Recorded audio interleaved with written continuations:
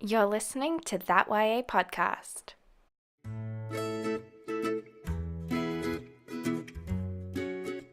Fall for You, Episode 1. Hi, I guess. Wow, this is weird. I've never really paid much attention to my voice before, but I guess this is why I'm doing this whole voice recording thing. I hate hearing my voice played back to me, which isn't the best if you want to be a TV journalist. I don't really mind seeing myself on screen, it's just when that gets paired with my voice and ugh. Anyway, that's why I'm doing this. Podcasting. Is this going to be like when everyone had video blogs back in 2011? I guess this isn't really as cringe because it's not like I'm broadcasting to the whole world, like, look at my amazing life or my life sucks. This is just for me. Unless, universities want to get a snippet included in my applications. They love people who look like they're doing stuff as a hobby, but look, it can double as extra credit to get me into my dream course. I'm such a cliche. So I guess I should introduce myself to any potential listeners. My name's Megan Chen, I'm 17 and I'm in year 11 at Westbury Grammar. Wow, this is starting to sound like a wanted poster. But instead of Sirius Black's face, it'll be mine. Yep, I'm kind of a nerd, but it's 2018. Nerds are cool now, remember? Sorry, rambling. I've been wanting to do something like this for a while now, but I don't really think my life is very interesting. Like, at all. If I was a vlogger, nobody would subscribe to my channel. I mean, I do my homework, I go to school, I help my parents, I spend my free time listening to audiobooks and reblogging fan art from my favourite fandoms on Tumblr. My whole life kind of revolves around getting into a journalism course at Melbourne Uni. It's what I've wanted to do my whole life, ever since I saw my mum being called into the office at all times of the day or night to chase a lead. Except she works in print and I want to do TV. But I had to start this sometime, and if there's any point in my life that has been marginally exciting, it would be tonight. It's crazy, right? Nothing exciting ever happens in books on a Tuesday night. Tuesday nights are notorious for being horribly, plainly boring. Tuesday nights are worse than Monday nights because at least on Monday you can celebrate getting through undeniably the worst day of the week. It's worse than Wednesday nights because you're over halfway to the weekend by then. Thursday nights are great because Friday is ahead, the second best day after Saturday, and of course Friday and Saturday nights are the nights for parties and going out and pretending you don't have to live through the whole boring routine the next week and the week after that and every week for the rest of your life. But tonight was different. It started like every other Tuesday night. I had debate practice after school, like always, which people expect to be a chore, but it's really not. I mean, it looks good on my uni apps, but as a naturally argumentative person, I enjoy it. Before you get the wrong idea, I don't think I'm rude or even particularly sassy. I just like having a good conversation. Too many people at school think it's just easier to agree with what other people say. But isn't it more fun to discuss the pros and cons of something? To throw facts at one another and rebut what they're saying, even if you don't believe it, but for argument's sake? See, I told you. Nerd. The free pizza we get each week is pretty good too, though. And then, like most nights after my extracurriculars, I headed to the art gallery near our apartment. It's convenient living in the heart of Melbourne. It'd be nice to have a garden, I guess, but I've lived in these apartments in the city my whole life. With Mum working on South Bank and Dad at a hospital in Fitzroy, it's really the perfect location. But being in the city all the time can be exhausting. Everyone's always rushing places, there are always sirens or people shouting or trams dinging. Sometimes it feels like the gallery is my only refuge. There's something so soothing about being surrounded by all the paintings in the perfect quiet. I either listen to an audiobook or start working on my next assignment. But everything seems more calm with the white walls and the silent appreciation of whatever masterpieces are on display that month. The people know me there now. There's this old guy named Simon who always watches over the part of the gallery I'm in. He's really sweet. But tonight he wasn't there. Maybe he had a night off or was transferred to another part of the gallery. There was a part of me that felt kind of betrayed. It's stupid, I know, but I got used to him being there. He was almost like a granddad I never had. Both my dad's parents died before I knew them, and my mum's parents are still in Nanjing, so I don't know them that well. We visited a few times, but it's not the same. My Mandarin is about as good as my dad's, which is basically, "Hi, how are you?" and "Do you have sweet and sour pork?" My parents never pushed me to learn Mandarin when I was younger, so I never bothered. I kinda wish I had now. And even though Simon never baked me cookies or anything, is that even what granddads do? I still thought he'd tell me if he was leaving. I didn't even see anyone else when I first walked in. The gallery was quiet for a Tuesday night. Normally there were at least a few people milling around before it closed at 7. It is getting colder now though. There's a frost in the air each morning that settles on the windows of the train that I board to get to school. I have to wear my Ravenclaw beanie to save my ears from getting frostbite. Even my coffee, which I definitely wouldn't be able to function without, isn't enough to heat me from the inside out. So I guess it was no real surprise that people would rather turn on the heater and snuggle up on the couch binging the latest series of Brooklyn Nine-Nine. But the gallery is my safe space. It's almost like I can leave my anxiety at the door, and just for a little while, the clenching of my heart and those nagging thoughts give me a moment's rest. I was sitting on a wooden bench in front of Monet's masterpieces, listening to Sherlock Holmes on my phone. I had my notebook open on my lap, and I was meant to be brainstorming ideas for my English speech, but my hands seemed to want to doodle instead of write. I was drawing Sherlock and John running through the moor, away from a monstrous hound. Sherlock's head was a bit too big, and John's arms were disproportionate to his body, but it was just fun. It was something I didn't have to worry about being graded. It was just for me. I'd never taken art class in school.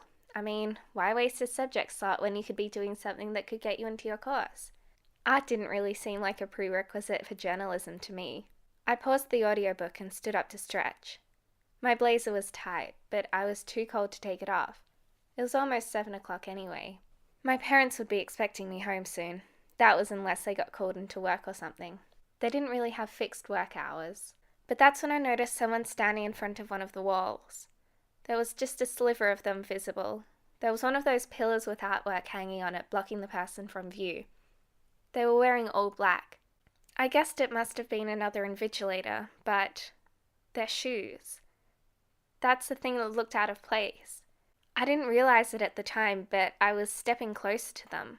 Their paint-speckled black sneakers felt almost sacrilegious in a place that was so clean and sterile, without a single drop of paint out of place. And not just that. The paint-speckled foot was tapping. In beat? Was that music? Coming from headphones? I hadn't heard it before with my audiobook playing. I mean, I didn't even see this person when I came in. I told myself to relax. If it wasn't an invigilator, it was just another visitor. Nothing weird about that. Surely people would think I'm the strange one here. I lingered around this gallery like a bad smell. Okay, that person was seriously starting to freak me out. I couldn't help it. I knew it was stupid to be scared of someone in a gallery, and I knew I was safe here. It was my safe space, but something felt off. I had to leave. It was almost 7 anyways, and there'd be an announcement over the loudspeaker soon saying they'd be closing up for the night. I stepped back to the bench and piled everything into my bag and zipped it up and threw it over my shoulder. The key rings on my bag jangled ominously in the silence. Ugh, God, I'm so awkward. My hands were clenched into fists in the pocket of my blazer as I rounded the corner, and then I saw her. For a moment, she didn't see me. Her eyes were downcast, thick eyeliner extending out into wings sharp enough to cut open hearts, choppy brown hair with a fringe that fell into her eyes. But that's not all. She was an invigilator after all. She must have been new. No one else's uniforms still had the crease marks still in them. There was flecks of paint on her pale arms where she rolled the uniform up. That's when she realized there was someone else in the gallery with her. Me. I was just there, staring at her like an idiot. But by the time I came to my senses, her eyes snapped to mine. They weren't piercing blue eyes like all those crappy romance novels. They were just brown, unreadable. Her lips curled up into a smile, a smirk. I grinned back, probably showing too many teeth. Ugh, I hate the way I smile when I'm caught off guard. Like when my friends take a photo of me, catching me unaware, I'm just so cringe. That's another thing I can't control. Another glorious thing to add to the ball of anxiety inside my chest. But when she looked at me, I swear my heart started beating double time. I didn't think anything else of it then, but maybe not everything was to do with my anxiety. Maybe there was something else. Oh God, I can't stop smiling. Thank goodness this is just audio, not a video. I probably look deranged. But I'm getting to that part. That's why tonight was so unexpectedly good, I think. It's not like tonight was the best night of my life or the night I found my true love, but it was kind of what I needed. Sometimes you just need to know that you're not invisible, you know? Like you can be someone outside of who everyone else expects you to be. Sometimes I feel like I haven't been me in a long time. But I'm getting ahead of myself. No, the world didn't explode into fireworks when she smiled at me, but I won't deny that when she said hey, there was a flutter inside my chest. I paused, my feet stuck on the gallery floor. There were so many nuances in this simple hey. Was she saying goodnight? Was she just acknowledging my existence? Would it seem rude if I ignored her? Did she even want to talk to me? Like usual, my mind was churning at 1,000,000 miles an hour, and I felt like I'd lost all ability to speak English. My hey was a few beats too late, and I felt my cheeks heat up. Ugh, I'm so embarrassing. What are you listening to? She said. I told her it was just an audiobook. You know, nerd alert. She laughed, but not unkindly. I didn't ask, but she told me her favorite band released a new album today. I didn't know invigilators could listen to music on their shifts, or wear dirty shoes, or lean against the wall like she was doing. Yep, I said all of that and totally sounded like her supervisor. And then she did the thing with her lips where they just tugged up a little on one side, like she had a secret she couldn't tell anyone. It was cute. She was cute. I don't know why I didn't. Anyways, turns out that she was there doing some volunteer work for the gallery. I didn't even know they did that kind of thing here. I thought, you had to do an invigilator course or something, or at least know something about art. Apparently not for Desiree. Oh yeah, I forgot to tell you, that's her name. Desi for short. She curled her earphones into her hand and flicked on her phone. She had to close up this part of the gallery. I told her that it was fine and I might see her around. We walked through the double doors that led out into the foyer, but she closed them before I could walk through. What's going on? I asked. She smiled. It was sort of subtle and perfect, and she took me by the hand, leading me through the gallery. We headed for the fire exit door. I looked around like someone was going to ask where we were going or if the fire alarm would go off. I mean, I didn't even know where she was taking me then, but I followed her anyway. Her fingers were laced through mine. They were warm. It wasn't until we were in the cold concrete stairwell that she told me she wanted to show me the roof. I felt like I was already being too much of the teacher's pet that I was at school, so I didn't ask if it was allowed. It probably wasn't, but she worked here, right? I mean, she was volunteering, at least. But when we got to the roof, she told me the real reason why she was there. I should have been angry, but I wasn't. There was something about her that made me think like I could help her. That if I could only be a part of her life, that I could fix it. I'm stupid, I know, but at that moment the only thing I wanted to do was stay on the roof with her for hours. It was completely dark outside then, and all of the lights in the surrounding buildings had been turned on. I had to wrap my blazer even tighter around me. The wind was bitterly cold. My teeth were chattering, but at the same time, the cold air felt nice. And so, yeah, we talked and took in the view. I wondered why she took me up here. To show you the view, she said. It's true, I hadn't seen the city up here from before, but why me? Didn't she have somewhere else to be? But the truth was, she said she painted graffiti on one of the walls of the gallery. By accident. Like, I know you don't accidentally graffiti a wall, but she didn't know it belonged to the gallery. To cut a long story short, she told me that it was between doing 120 hours of unpaid service to the gallery or get the police involved. She was starting out at a private school this term, and she said they'd take away her scholarship for sure if they found out about the police. She got a scholarship for art. How ironic is that? But being with her, talking to her, it was like someone saw me for the first time. She didn't know me from school as the girl most likely to be school captain next year or the girl with straight A's. She didn't have a clue who I was, and that felt amazing. Like I could be anyone I wanted. Like I could be me. That's the only person I want to be honest. In the end, does anyone really want to be someone else? Sure, we can pretend all we like to be the class clown or the band geek or whatever, but do we all really want to play those parts? Wouldn't it be so much easier if being ourselves was enough? It was just us sitting there, no pretenses getting in the way, no reputations to uphold. From what I could tell, Desi didn't seem like the type of person to put a mask on. There was something about her that was so raw and honest. It was like she wasn't embarrassed when she told me what she did and how she ended up here. It just stated it like a fact, and that's how things were. But at around 7:30, I got a text from Mum asking what kind of takeout I wanted. That meant Dad was probably at work. If he was at home, we'd be having gourmet noodles or something. He loves to cook, when he's here at least. I told Desi that I had to go, and so we walked down the stairwell and through a door that led out into the car park. I wanted to see her graffiti at least, but she pointed to a wall outside in dismay. All I could see was a painted black brick wall. I wondered what her graffiti was like. I wondered if it was amazing. And then that was it. We both walked into the night opposite ways.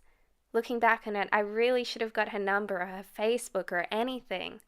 All I have is her name, Desiree, and the fleeting memories of tonight.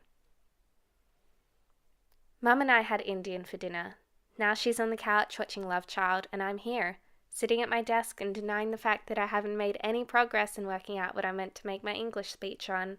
I'm thinking maybe marriage equality and why every country should have it by now. But I don't know. It seems kind of cliched coming from me, the first openly gay girl at Westbury. Maybe I'll do one on vegetarianism or feminism or global warming. Ugh, all of those ideas are so overdone. I don't know. But anyway, I had a nice night tonight. I'm mad at myself for not getting Desi's number, but who knows? Maybe she'll be at the gallery tomorrow night.